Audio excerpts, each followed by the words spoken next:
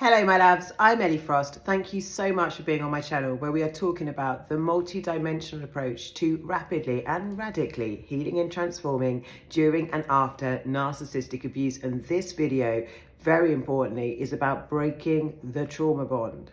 For people who don't know what a trauma bond is, it's a chemical reaction we have to our abusers because the person causing the pain also gives us some kind of elevated emotions and relief, right, during the cycle. So that could be in a love bombing stage with a narcissist, right, where we want the person who caused the pain to take it away, and the cycle of highs and lows, abuse and then elevated emotions when they love bomb puts our body in a disorganized state basically, and we form a very strong emotional attachment to our abusers because the person who's causing the pain is also giving us pleasure. It messes up the body's system and forms an attachment that heroin addicts have said is even stronger than being addicted to drugs, right? That's been reported. And so I call it an enmeshment because it's stronger than an addiction. An addiction only really affects us on a physical and emotional level, but a trauma bond affects us psychically and spiritually,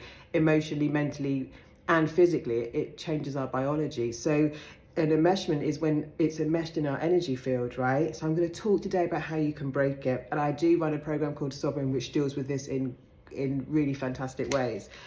But the first thing is you're here, you're listening to this. The first thing is consciousness, bringing awareness to what's going on, you see. Before we know about narcissism and trauma bonding, yeah, it can just feel like I must really love this person because I'm feeling such a strong attachment to them. When we know what we've been through and what this is, we understand that I've been chemically, emotionally, physically, spiritually, and psychically compromised. And this attachment is not real. It's not from my authentic self. It's because this distortion on the planet, narcissism, has actually messed with my system, right? So I want the person who caused the pain to take it away. And I've been in a cycle. That starts breaking it. Now, what's difficult for people is the intensity of the emotions because we want relief. When we're suffering or in pain or in discomfort, especially after a devaluing, discarding stage by a narcissist, we are uncomfortable with our emotions. So the second thing I'm going to teach you today is you must learn how to process them. I have some tools for this that are very fast and very efficient. There's some on this channel and I'm going to talk you through this today. But I talk a lot about processing our emotions, coming back to our body, taking time to actually feel how we feel. This brings us back into ourselves and allows the uncomfortable emotions to release and pass and purge, right? Sovereign is a big purging process.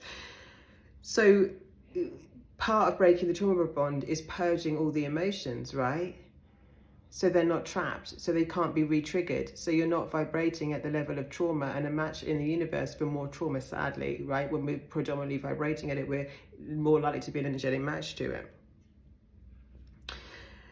The fourth thing is break psychic ties. I've got some videos on this channel about breaking emotional healing, psychological healing, and breaking psychic ties. The very first rule of breaking psychic ties is to say no consent when you feel your thoughts are being compromised. Sometimes a narcissist projects not just in the physical and emotional realms, but in the psychic one. Sometimes I've had clients, and I know what this is like, suddenly like out of nowhere when they've healed, getting dreams of the narcissist, getting thoughts, maybe even feeling like you did in the love bombing stage, right? That is normally a psychic attack, especially if you're trying to break free, right? So you can say no consent. I teach this move, right, which can move your energy. Use the breath, no consent. There's a reason in Eastern cultures, things like Tai Chi comes out using breath and movement. This changes your energy field. You can also push out your aura. Your aura at all times should be 6 feet outside your body, right? And when we're under psychic and energetic attack, we get a collapsed aura. So you can intend to push your aura out. You can call your higher being back to you right now, right? So these are all things that, help with breaking the trauma bond.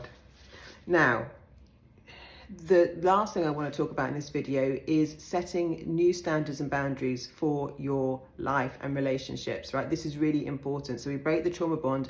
So we're clearing the mess, and then we're setting a foundation for the new. So take time to think about what you want in relationships. Think about reciprocal relationships, not just one-sided ones, which is what narcissism is.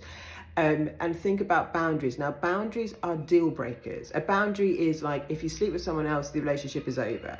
A standard in what I teach is like what we're working towards. I want to build trust, right? So I'm going to take it step by step. I'm going to be honest about how I'm feeling. I'm going to be vulnerable with this person. But my standard is trust, so I'm going to be building that, but it's not a deal breaker in terms of like, if you don't tell me everything straight away and take away a while to build it. But if you sleep with someone, it's a deal breaker. That's a boundary. If a boundary has to be spoken, the behavior's gone too far, right? But most of us aren't used to communicating standards and boundaries. So that could look like, I'm really excited to get to know you, yeah? And it's going to take me a while to build trust. So what I'd like is that we just like have time.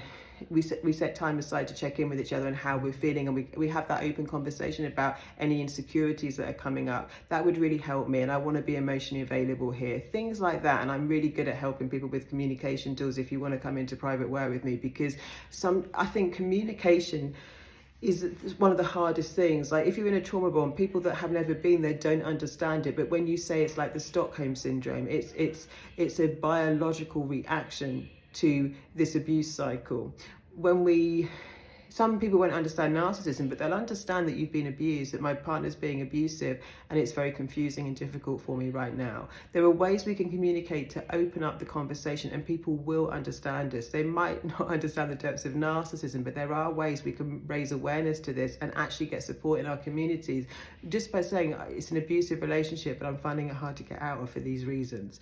Right? So I hope those things help you. Remember, number one was consciousness. I'm aware that I'm trauma bonded, right?